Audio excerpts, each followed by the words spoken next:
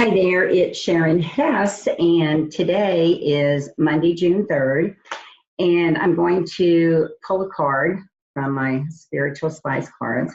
We're going to see what we want to focus on in this coming week as far as working towards our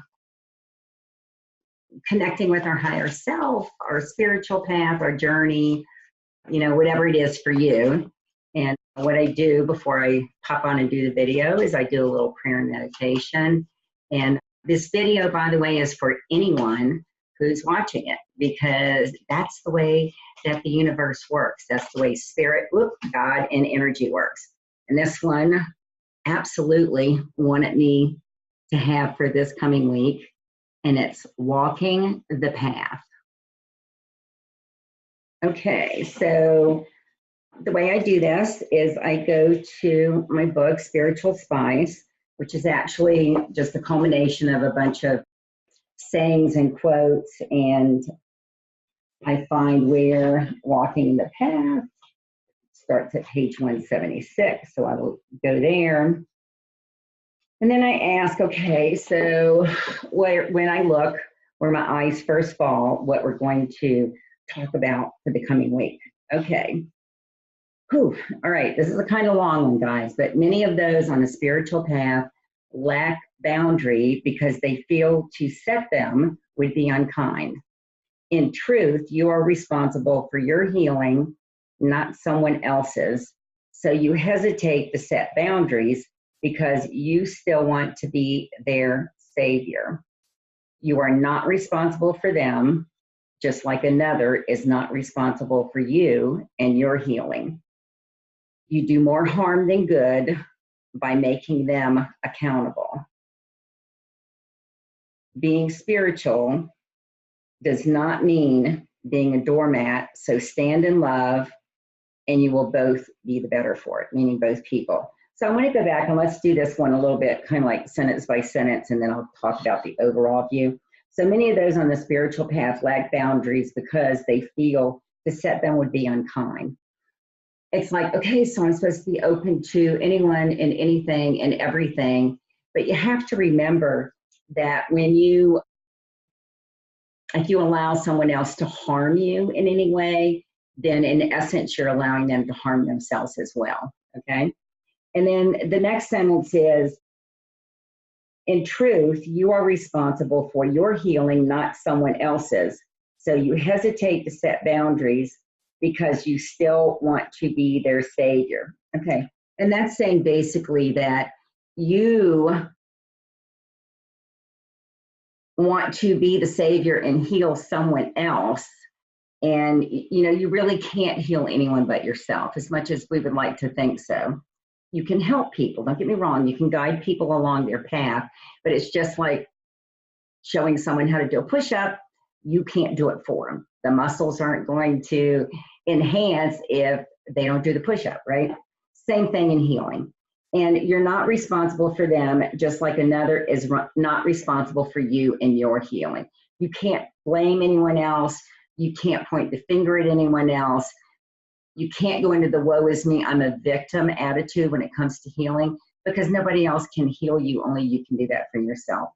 And you do more harm than good by not making them accountable. I'm not sure I said earlier that I said the word not. You do more harm than good by not making them accountable. So what that means is that let's say that there's someone in your life that is constantly throwing something negative at you. And it could be negative remarks, it could be something that you're doing, whatever it is. And if you don't set a boundary and hold them accountable and say, listen, I honor that you're entitled to your opinion, but when you say and do that, it harms me, it hurts me, it makes me feel bad. You are perfectly in your right to do so, just like they are. So the whole thing is, if you don't let them know, then they may not know how you feel or how it's affecting you. We think everyone else thinks the same we do, and they just plain don't, okay? And then the last one is being spiritual does not mean being a doormat. So whoops, I've got to put my glasses on. So stand in love and you will both be the better for it. Okay, now here's the thing. You're walking your spiritual path, right? Everyone else is walking their spiritual path. And so you want to ultimately stand in love and come from a place of love in everything that you do and give love to everyone that you meet, right? And so you also want to give them the space to do that. But a lot of times when we're on a spiritual path, we think that we have to stand up for ourselves. And the only thing you really have to stand up for within yourself is loving yourself. We have a really, really hard time doing that, okay? And I just wanted to say, for those of you who don't really know me or haven't followed me for a while, A Course in Miracles, I laugh because you look at my book, okay, I use it a lot. A Course in Miracles is the foundation of my spiritual journey. And I'll do a video talking about that for you guys. But anyway, so A Course in Miracles, we're taught that there are only two emotions that we ever deal with, and that's either love or fear. And so we're constantly dealing with this dual thought system at fear-based or love-based, right? And the miracle, by the way, in A Course in Miracles is when you catch yourself in the ego, separate, this is all I am, this is all I ever be. When you catch yourself in that mindset and you shift back over into your love-based, yes, I am a part of all that is, and I understand how all of this works, that I don't have to understand how all of this works. Because we can never, even in our wildest imagination, totally get what it is that God, total unconditional love energy, what that's like. We cannot really understand that here in form, nor are we supposed to, okay? So our part in the equation is when we catch ourselves in that fear-based thought system is to shift back over into that love-based thought system, okay? And so when we're talking about what I just read to you from Walking Your Path, let me tie this back in together for you so you know why my mind went that way, in that direction. But when you talk about that, and you talk about setting boundaries, the only boundary, okay, if you want to really, really grasp this on a high, high level, the only boundary that you ever have to set within yourself is to always, always, always come from self-love.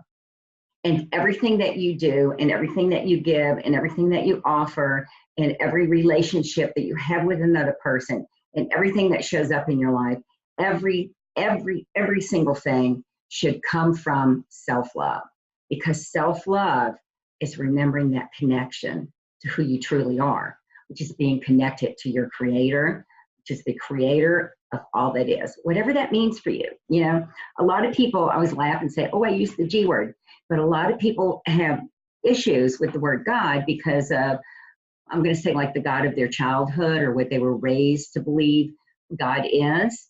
So, you know, if the word God brings up, you know, that ickiness for you, then just replace it with what works for you. Could be universe, could be universal power, it could be source, it could be source energy, it could be the divine, it could be higher power, higher self, whatever works for you. It doesn't really matter.